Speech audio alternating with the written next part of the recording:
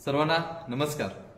Master विशाल sir YouTube चॅनलवरती आपलं सर्वांचं पुनश्च सहर्ष स्वागत। तर महाराष्ट्र पोलीस भरती करणाऱ्या तमाम विद्यार्थ्यांसाठी अतिशय महत्त्वाचा हा व्हिडिओ असणार आहे, कारण की खूप साऱ्या मुलामुलींचे किंवा खूप साऱ्या पॅरेंट्सचे सुद्धा प्रश्न होते की सर फॉर्म कुठं भरावा यावर्षी थोडंसं मार्गदर्शन करा। थोडंसं नाही, त्याच्यापेक्षा जास्त मार्गदर्शन करण्याचा प्रयत्न आपण या व्हिडिओच्या माध्यमातून आता करणार आहोत। तो शेवटी एक विषय सांगतो की आजचा व्हिडिओ जो स्टार्ट टू एंड बघेल त्याला फॉर्म कुठे भरायचा हे त्याचं त्याला कळणार आहे, बाकी कोणाला विचारायची सुद्धा गरज नाही आहे। काही जण एकमेकाला गायडन्स करतात, काही जण त्याच्यामध्ये गनिमिकाव करतात, राजकारण करतात, सुरुवातीपासून सगळे वेगवेगळे विषय घटक असतात, वेगळे असतात। लक्षात ठेवा, इथं तुमचाच मित्र, तुमचीच मैत्रीण तुमचीही घात करू शकते, लक्षात ठेवायचं। त्यामुळं अजिबात ह्या गोष्टीमध्ये कोणीही फसू नका।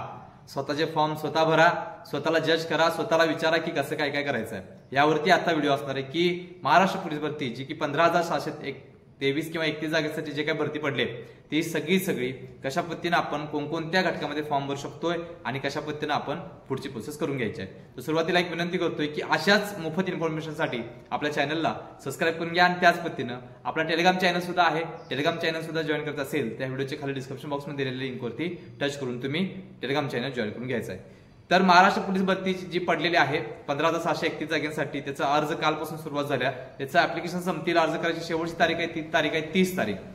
आता प्रश्न आहे की सर आपण कोणकोणत्या घटकासाठी पहिला फॉर्म भरू शकतो हे एक बघूयात आपण। तर बघा 5 घटक आहेत, त्याच्यामध्ये शिपाई असेल, चालक असेल, SRPF असेल, कारागृह असेल, बॅट्समन असेल, ह्या 5 पदांसाठी फॉर्म भरू शकतोय। जर ह्याच्यामध्ये तुमच्याकडं लायसन नसेल आणि त्याच पद्धतीने बॅट्समनचा एक घटक आहे, हे जरी 2 घटक सोडले तर तुम्ही कारागृह, त्याच पद्धतीनं SRPF आणि शिपाई ह्या तिन्ही घटकासाठी फॉर्म भरू शकता। लक्षात ठेवा, तिन्ही घटकासाठी फॉर्म भरू शकता जर तुमच्याकडे काहीच नसेल तरी सुद्धा। त्यामुळं पाठीमागच्या 2-3 भरतीमध्ये अशी काय अनुभव आले की सर आम्हाला माहित नव्हतं, एक जिल्हा एक घटक एक अर्ज म्हणजे कन्सेप्ट माहित नव्हती, त्याच्यावर सुद्धा मी बोलणार आहे नंतर। पण आताच्या घडीला तुम्हाला सांगतोय की जर तुमच्या ड्रायव्हिंग लायसन असेल TR तर तुम्ही ड्रायव्हिंगला सुद्धा फॉर्म भरू शकताय, आणि जर तुमच्याकडे बॅट्समनचं अनुभवाचं किंवा एक वाद्य वाजवण्याचं जर सर्टिफिकेट असेल तर सुद्धा तुम्ही तिथं फॉर्म भरू शकता। लक्षात ठेवायचं, ते सुद्धा तुम्हाला हाईट मध्ये सुद्धा सूट आहे, लक्षात ठेवा। सो अशा पद्धतीनं 5 घटकांपैकी तुमच्याकडे जी क्वालिटी असेल त्याच्यावर तुम्ही फॉर्म भरू शकताय। जर सर्टिफिकेट असतील किंवा लायसन असेल तर 5च्या 5 घटकांसाठी फॉर्म भरू शकताय। एका जिल्ह्यामध्ये एक अर्ज, एकच फॉर्म, ह्या पद्धतीनं हे सगळं भरायचं आहे। ह्याच्याविषयी नंतर बोलेल। पहिली गोष्ट कंप्लीट झालं की तुमच्याकडे कमीत कमी काहीच नसेल तर 3 घटकासाठी तुम्ही फॉर्म भरू शकताय कुठल्या पण जिल्ह्यामध्ये। लक्षात ठेवायचं, फक्त नियम असा आहे की एका घटकाला एका जिल्ह्यामध्ये फॉर्म भरल्यानंतर त्याच घटकाला दुसऱ्या जिल्ह्यामध्ये फॉर्म भरता येत नाहीये। आणि ह्यावेळी तर पूर्ण प्रोसेस चेंज करून टाकले, कारण की आधार कार्ड लिंक करायला सांगितलेलं आहे आणि आधार कार्डवरनं सगळ्या गोष्टी होणार। लक्षात ठेवायचं, जसं की SSC GD ला वगैरे होतात किंवा SSC ची एक्झाम घेते त्याच्या संदर्भात जे काही पूर्ण मार्गदर्शन आहे ते आपण केलेलं आहे। सो अशा पद्धतीनं आता विषय खूप महत्वाचा आहे की सर फॉर्म कोणत्या जिल्ह्यात भरावा, ही हेडलाईन लय महत्वाची आहे, लक्षात ठेवायचं। आता एकंदरीत एक विद्यार्थी जर आपण पकडला तर याचा विचार कसा करायचा तुम्हाला सांगतोय मी, की तुमचा पहिला होम जिल्हा म्हणजे तुमचा कोणता जिल्हा आहे बघा, त्या जिल्ह्याला तुमच्या कास्टला किती जागा आहेत बघा, आणि मग विषय असा असतो की फॉर्म कुठे भरावा हा विषय थोडासा वेगळा असतोय।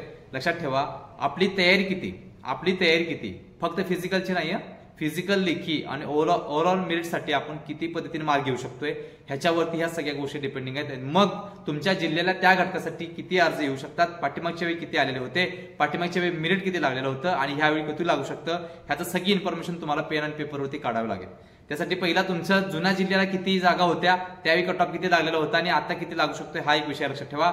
यावरून समजून जाते की कुठंच फॉर्म भरायचं। लक्षात ठेवा, समजा एखाद्या विद्यार्थ्याला एखाद्या कास्टसाठी EW साठी फिजिकलला 40-42 मार्क आहे आणि 38चा कट ऑफ लागू शकतोय, तो सेफ झोन मध्ये आहे। पण पुढे जाऊन जर त्या जिल्ह्याला जर जागा कमी असतील तर मग कॉम्पिटिशन वाढणार आहे, मग तिथं फॉर्म भरायचं का नाही हा पण विषय असू शकतो। त्यामुळे एकंदरीत त्या जिल्ह्याची असलेली कॉम्पिटिशन याचा सुद्धा विचार इथं फॉर्म भरताना करावा लागतो। लक्षात ठेवायचं, उठलं आणि गेला आणि फॉर्म भरला असं प्लीज करू नका, कारण की इथंच तुमचं खूप मोठं नुकसान होणार आहे। फॉर्म भरणंच म्हणजे 15-20% यश मिळण्यासारखं असतं। लक्षात ठेवा, त्यासाठी तज्ज्ञ लोकांचं मार्गदर्शन तुमच्यासाठी हवं असतं। सो एकंदरीत तुम्हाला किती मार्क पडतात, फॉर एक्झाम्पल फिजिकलला तुम्ही 40 मार्क घेताय, लेखीला तुम्ही 60 मार्क घेतलाय, 60 आणि 40 100, तर 100 मार्काला सिलेक्शन होऊ शकतं का, तर नाहीये, अजिबात नाहीये। सो इथून पुढचे कट ऑफ हे वाढत राहणार आहेत। 100 मार्काला तुम्हाला तुमच्या जिल्ह्यामध्ये जे काही जागा असेल, तुमची कोणतीही असेल, तिथं तुम्हाला जागा फिक्स होणार नाहीये, कारण की मुंबई वगळता बाकीच्या सगळ्या जिल्ह्यांमध्ये जागा कमी असतात आणि तिथं कॉम्पिटिशन सुद्धा त्याच पद्धतीने असते। लक्षात ठेवायचं, त्यामुळं दोन्ही गोष्टी त्याच्यामध्ये. जर आपल्या होम जिल्ह्याला आपण जिथं राहतो त्या जिल्ह्याला जर फॉर्म भरले आणि तिथं जर कॉम्पिटिशन जास्त असेल, जागा कमी असेल, तर तिथला सुद्धा कट ऑफ जास्त लागणार.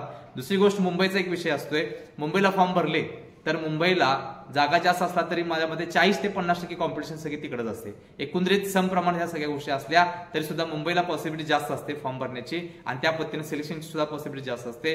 कारण की एकाच वेळी शेवटी 2-2, 3-3 पोस्ट काढतात मुलं आणि मग एक घेतात आणि एक सोडतात, त्यावेळी खालच्या पोरांना याची संधी भेटते. सो ही जे काही गोष्टी आहेत ह्या गोष्टी कुठलाही युट्यूबर आणि कोणीच सांगणार लक्षात ठेवायचं.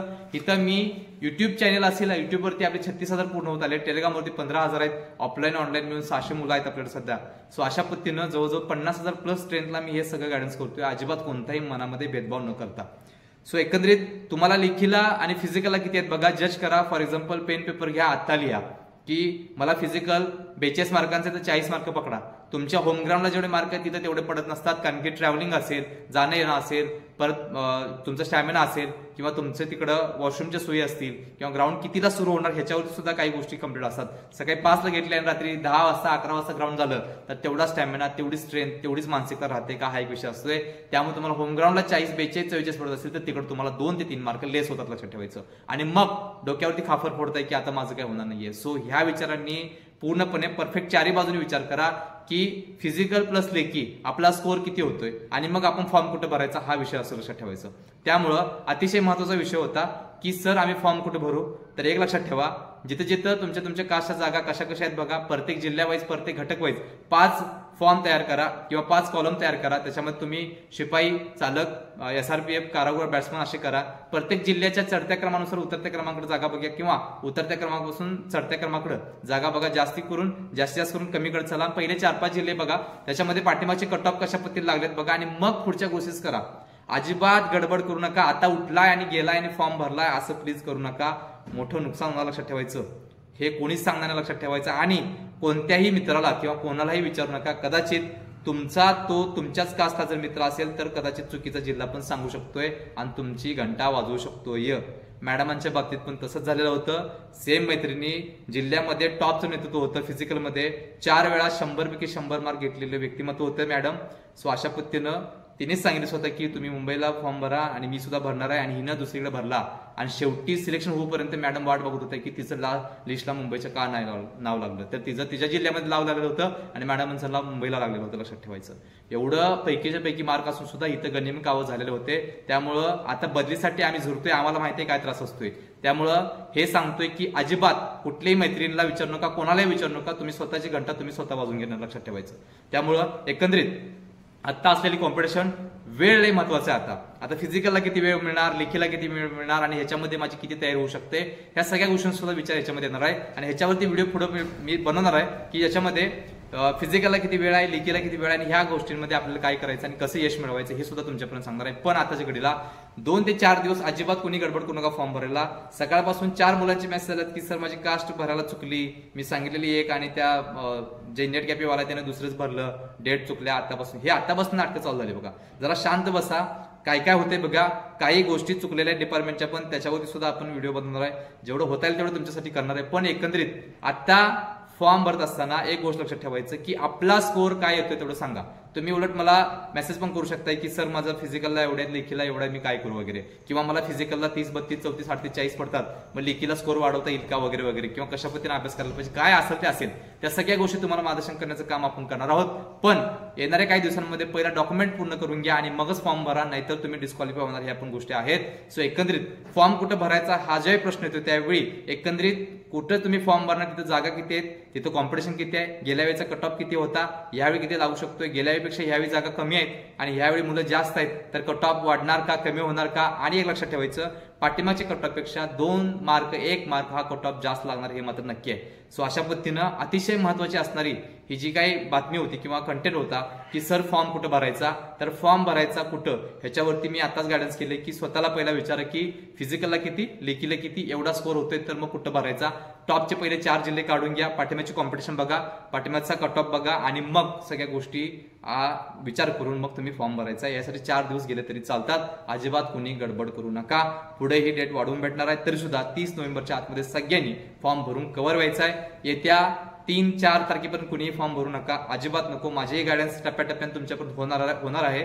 पण लक्षात ठेवा, फॉर्म भरणं म्हणजे 10, 15, 20% सिलेक्शन होण्यासारखं असतं. कारण की इथं विचार करूनच फॉर्म भरावा लागतो. अदरवाईज तुमची जागा गेली म्हणून समजायचं किंवा तुम्ही वेटिंगला राहण्याची पॉसिबिलिटी जास्त असते, लक्षात ठेवायचं.